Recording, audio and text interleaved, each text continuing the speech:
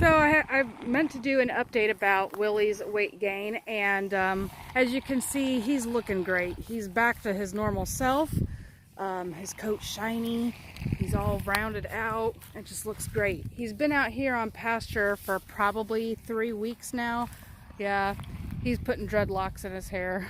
We'll have to make time to do that this weekend, untangle his hair for him.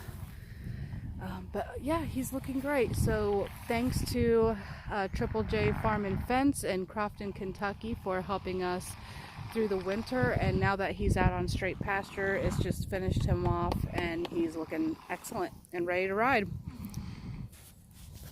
Look at pretty Misty. She wants lovin's, don't ya? Yeah, she's looking good. Can't tell if she or Mary are pregnant or not. I'm going to guess no, which is a shame. But she's shedding out to her darker self, which is almost black. See,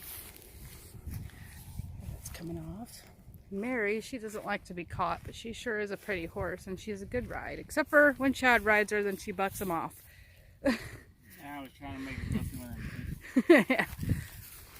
Which obviously she's going through now, being out here.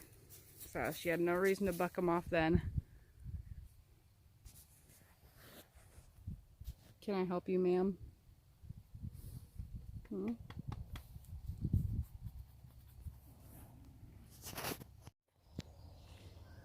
So now it's the next morning, and the little brooder coop is empty if you didn't know, and we're training all of the pullets and ducklings to go into the big coop. So I'm doing that by putting some chick starter in there about 7:45 at night. The coop door is set to automatically shut at 8 o'clock at night, but I just do it a little early and then I shut the door manually, which on this one is K1. K2 is to program it for what time you want it to open, and K3 is what time you want it to close at night. And then if you want to reset it, all you do is just turn it off and turn it back on. I will put an Amazon link down in the description. However, it is out of stock, but it's relatively cheap and it works good. The only problem we had with it is that we had to adjust the door, and we have 2 of them, another one upstairs in case we decide to put it on another coop in the future. And it had the same issue. So if you do get this door and the motor acts like it's not strong enough to open the door, just loosen these screws up and adjust the door. So anyway, they're doing pretty good with that. They started going in by themselves last night, but I have a feeling I'm gonna have to keep training them for another week or 2. Now they're trying to train themselves into going to the dog cage at night. But I did get quite a bit done yesterday out in the garden. I did a bunch of my favorite task, and you know what that is? Weeding. I didn't get every little piece out of this bed here, but I did get the majority of it. So now we can see that we have Detroit dark red beets and bull's blood beets growing easier. So that's awesome. For some reason that pea doesn't want to stay up on the trellis, and what I think I'm going to end up doing with these peas is just saving seeds for them, since they're the only 2 that germinated in my bed. I think that's what I'm going to do. So I got all of my peppers transplanted yesterday. They're looking kind of sad right now. That's probably just transplant shock, and it got down into the low 40s last night. Now I was debating whether to hold off or not, but it's supposed to be low in the 50s from here on out. And if some don't make it, that's okay. I got more peppers and tomatoes under the grow light right now anyway. And then, so that's the bell pepper, sweet pepper bed, and then this is the hot pepper bed. And my jigsaw peppers are looking pretty. I just love those leaves. I thinned out a lot of my radishes, and then I'll tell you the varieties I'm not caring for, that I'm not going to repurchase, is this one, and I believe it's the China Rose. They're just not putting out shoulders. There's tons of foliage, but where's all the radishes? You know, I'm not caring for it.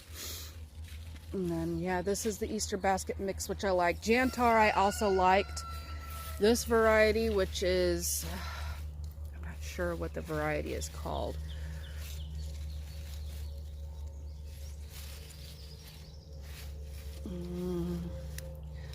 I don't remember, but it's not one of my favorites either. The Easter basket mix and the Jantar done really good.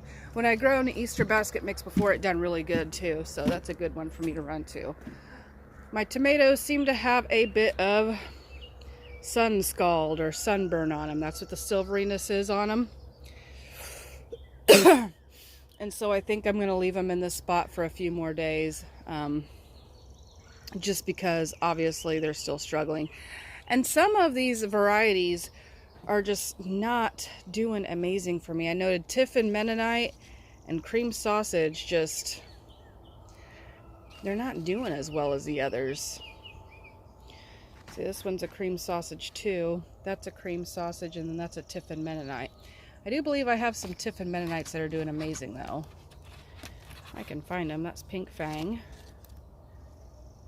White Thomasol,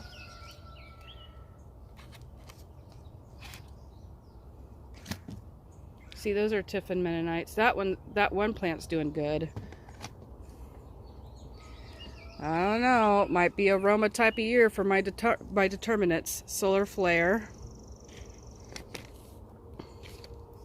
That's also Pink Fang, Cream Sausage, Paul Robeson, Solar Flare, and Paul Robeson. So there we go. And then obviously my flat of Romas here that need watered after work. It's okay, I'll go ahead and rewater all this stuff after work. It looks like we got a little bit more germination going on over here. Still not much going on in the marigold world, but everything else seems like it's starting to make its way out, except for the stuff that I just sowed, obviously. But yeah.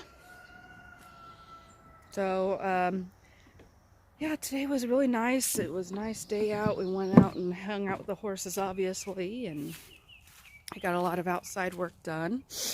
And I think it's about time to start harvesting some Swiss chard. What do you think? Anyway, guys, thanks for stopping by. I love you, and so does Jesus. God bless.